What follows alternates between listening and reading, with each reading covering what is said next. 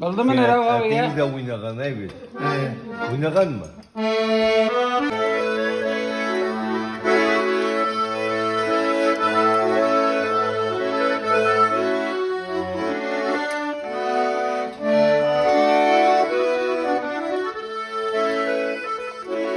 Garmında Şerif abi.